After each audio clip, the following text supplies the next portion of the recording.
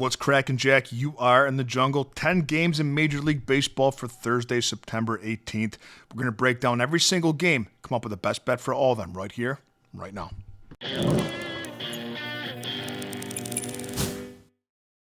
Greetings, everybody. Welcome back to the show. And if you're joining us for the first time, welcome to the jungle. I've got a bet for all 10 games on the slate for Major League Baseball on Thursday, and I'm going to leave 3 links for you in the comment section. Stay with me.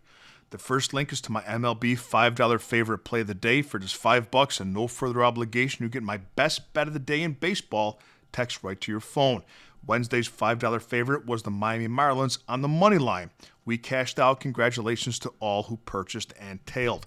That's now six consecutive days that I've hit my $5 favorite play of the day in Major League Baseball. The second link is to my Thursday Night Football favorite play of the day. It's a player prop that I absolutely love. And the third link is to become a Jungle member. For as little as 55 cents a day, you can become a member, get my full betting cards sent to your phone every single morning, access to our members-only Discord, and a direct line to me if you'd like me to opine on any other bet that you're considering placing. We are the fastest-growing sports betting community in the Western Hemisphere, I assure you. We have a free weekly trial. Take it for a test spin and see if it's for you. Today's video is brought to you by Outlier.bet, the top name in sports betting research, and by Red Lobster. Dine with us throughout the month of October and enjoy tableside entertainment by way of amateur ventriloquists. First game up is Cleveland at Detroit. We have Tanner Bybee going for the Guardians and Tarek Skubal for the Tigers. Now, this is a system play for me, and it's a play that I've played every time Tarek Skubal has taken the mound since the beginning of May, and it's hit 73% of the time for me. It's a Cleveland Guardians team total under 0.5 runs first 3 innings. It's a backing of Tarek Skubal. He has to go one time through the batting order. He's brilliant at doing so.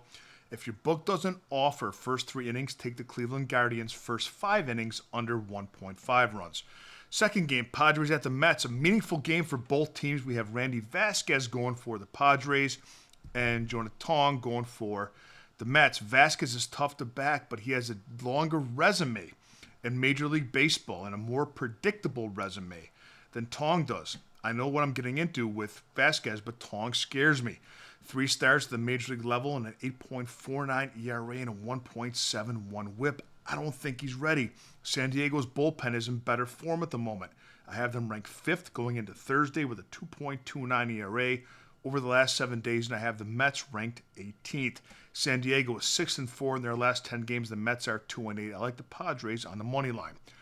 Toronto at Tampa Bay. Chris Bassett going for the Blue Jays and Shane Baz going for the Rays. Bassett holds a starting pitching edge. He's 11-8 and has allowed 2 earned runs or less in 5 consecutive starts.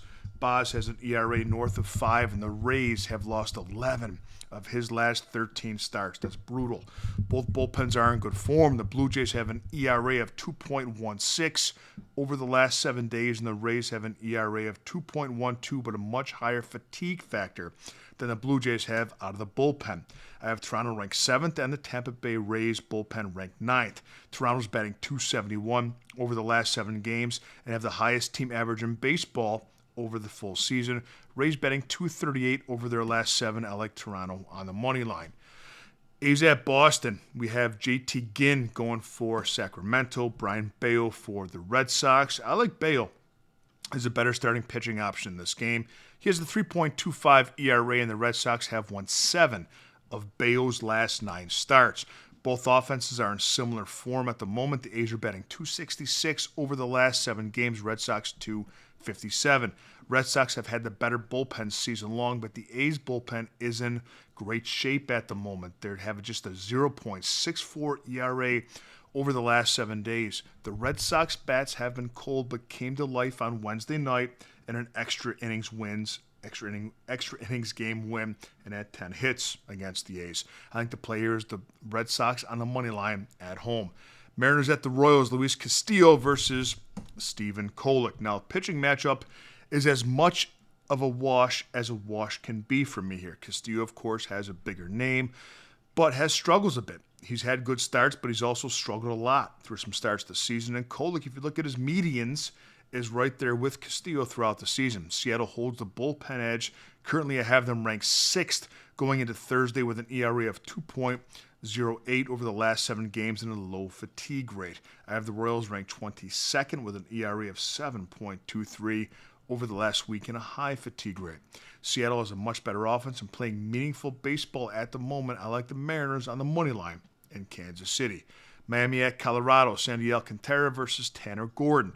Alcantara holds the pitching edge here. Tanner Gordon has a 6.14 ERA and a 1.50 whip. Man, those Rockies pitchers are brutal. I have the Marlins bullpen ranked 11th going into Thursday, and the Rockies 25th. And remember, when I give bullpen rankings, it's not season-long rankings.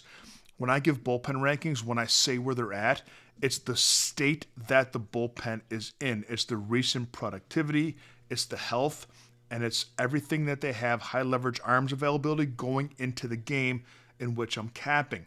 Miami's batting .256 over their last 7 games. The Rockies 191.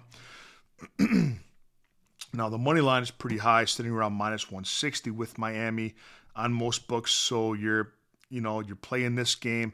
You don't want to lay 1.5 runs with the Marlins because I don't quite trust them. But your best play in this game is going to be Miami on the alternate line of -1. Cubs at the Reds, Colin Ray versus Hunter Green. Cubs are a tough offense to back at the moment. Super streaky, but so are the Reds. But they're behind Hunter Green, who's one of the best strikeout pitchers in baseball. And that's where I'm looking. I'm looking at you, Hunter Green, over the strikeout prop of 6.5 against the Cubs. Yankees at the Orioles, Max Fried versus Cade Povich. Fried is 17-5. And the Yankees have won his last 4 starts. Povich is 3-7 on the season with an ERA north of 5. The Yankees have the bullpen edge, but I don't think they'll need it. I think that Fried will go 6 or 7 innings. They're playing meaningful baseball. Yankees batting .288 over the last 7 games. Orioles just .222 team average. Play the Yankees on the run line -1.5. Angels at the Brewers. We have Yusei Kikuchi versus Quinn Priester. Brewers have won 18 straight Quinn Priester starts. I'll say that again for the people in the back. The Brewers have won 18 straight Quinn Priester starts. And I'll tell you, as a professional capper, don't bet on streaks to end. If you bet on a game that has a streak, the trend is your friend. Take the Brewers at home on the alternate line of -1. And the last game we're looking at, Giants at the Dodgers, Logan Webb versus Yamamoto. There was a time not that long ago when the Giants were threatening to be a wild card in the National League and had a very, very hot offense. But that time has passed, and over the last 7 games, the Giants have fallen out of wild card contention and have a league-low 164 team average. In that same time, the Dodgers have the highest team batting average in baseball at .314. Take the Dodgers on the money line over the Giants. Let's have a day, Jungle Nation, and I'll see you next time with a little more money in your pocket.